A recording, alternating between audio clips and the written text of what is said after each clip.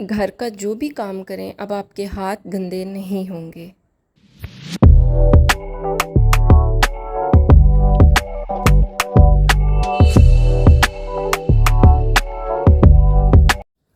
बिस्मिल्लाहिर्रहमानिर्रहीम। अस्सलाम वालेकुम। कैसे हैं आप सब लोग? उम्मीद है खैर आफियत से होंगे। मैं भी बिल्कुल ठीक ठाक खैर आफियत से।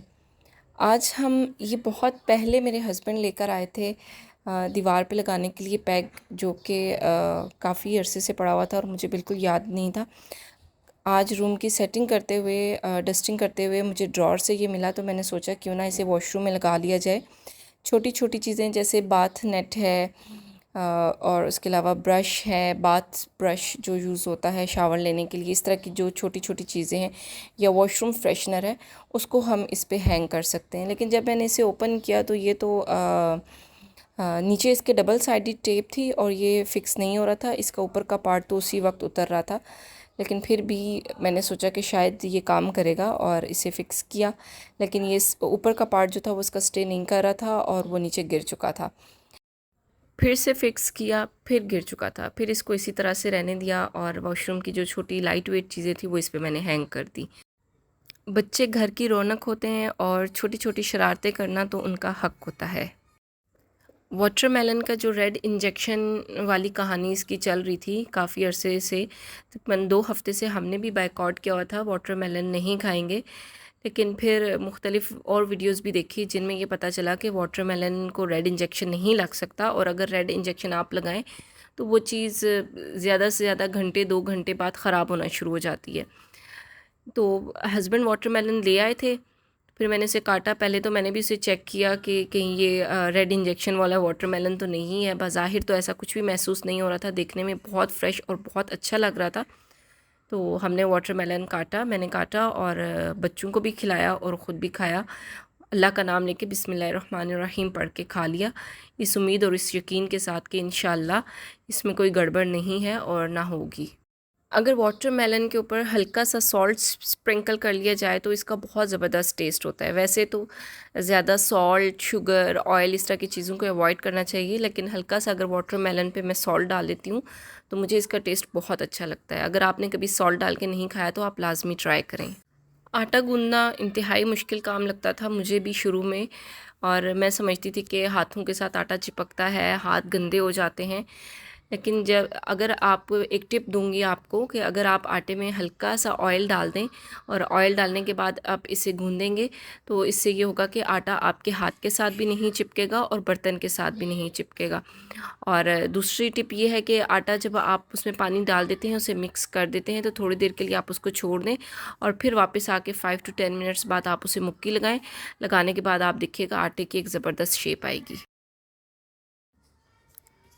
घर के काम किए बगैर तो ख़वातीन रह ही नहीं सकती, चाहे वो डस्टिंग का काम हो, सफाई सुथराई का काम हो, कुकिंग का काम हो, वॉशिंग का काम हो, कोई भी इस तरह के काम हो, आपको पता है ख़वातीन नहीं रह सकती। और ऐसी सूरत में हाथ भी इतने गंदे हो जाते हैं।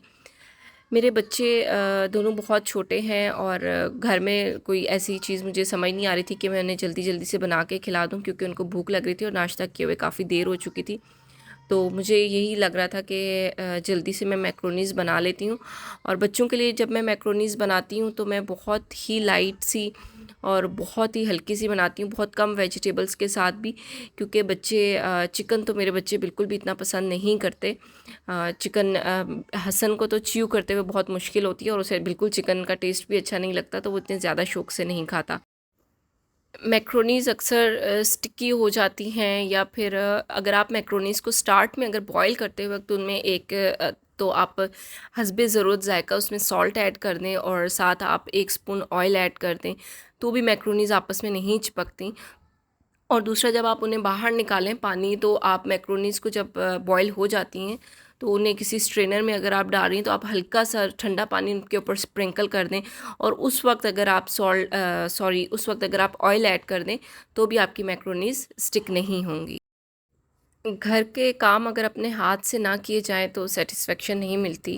ख़वातीन को मैंने जैसे शुरू में भी कहा कि सारे काम खुद ही करने पड़ते हैं, और बेशक हाउस हेल्पर भी आपके साथ होती हैं, इसके बावजूद साथ लगना पड़ता है। जब तक आप लग के काम ना करवाएं वैसी तसल्ली नहीं होती। जहाँ पे हमें सारे काम ख़ुद अपने हाथ से करने हैं वहाँ पे हमें अपना ख्याल भी रखना चाहिए, स्पेशली अपनी स्किन का बहुत ज़्यादा ख्याल रखना चाहिए। अक्सर ख़वातीन ऐसा करती हैं कि पाँव के बारे में बिल्कुल भी नहीं सोचती, हाथों के बारे में इतना ख्याल नहीं रखती, सिर्फ अपने फेस पे वर्क करती रहती हैं और फेस के ग्लो के लिए एफ़र्ट करती रहती हैं। तो ये एक छोटी सी रेमेडी है, अगर ये आप फॉलो कर लेंगी, किचन में ही ये 3 चीज़ें हर वक्त मौजूद होती हैं।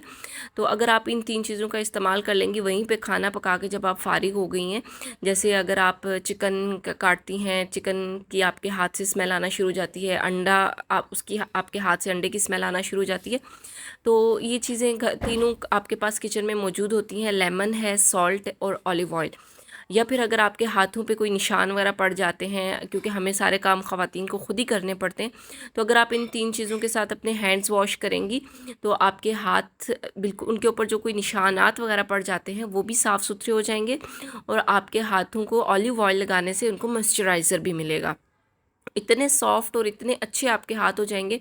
इवन जिनके हाथों पे अक्सर ख़वातीन जो काम वगैरह करती हैं, ऑफिस वगैरह आती जाती हैं, उनके हाथों पे सन टैन के साइंस होते हैं, पाँव पे सन टैन होता है, तो वो भी अगर इस रेमेडी से हैंड्स वॉश करेंगी तो उनके हाथ भी बिल्कुल शाइन करेंगे और ग्लो करेंगे। हफ्ते में एक बार आप इसे लाजमी ट्राई करें, लाजमी किया करें, रेगुलर बेसिस पे किया करें। अपने हाथ पाँव लेमन से और सॉल्ट से लाजमी वॉश किया करें। ये एक अच्छा स्क्रब है और मैं पिछले लास्ट 7 to 8 ईयर्स से यही स्क्रब यूज़ कर रही हूँ और आप देख सकते हैं मेरे हाथ बिल्कुल क्लीन हो रहे हैं, कोई किसी किस्म का सन टैन नहीं है, किचन में घर में काम करने की वजह से किसी किस्म का कोई मार्क नहीं है, कुछ भी नहीं है, बिल्कुल साफ़ सुथरे हाथ हैं। उम्मीद करती हूँ कि आज की वीडियो आपको अच्छी लगी होगी। इंशाल्लाह फिर मिलेंगे एक नए पैगाम के साथ। तब तक के लिए अपना बहुत सारा ख्याल रखें और मेरे चैनल को लाजमी सब्सक्राइब करें। कमेंट बॉक्स में एक प्यारा सा कमेंट कर दें। अल्लाह हाफिज़।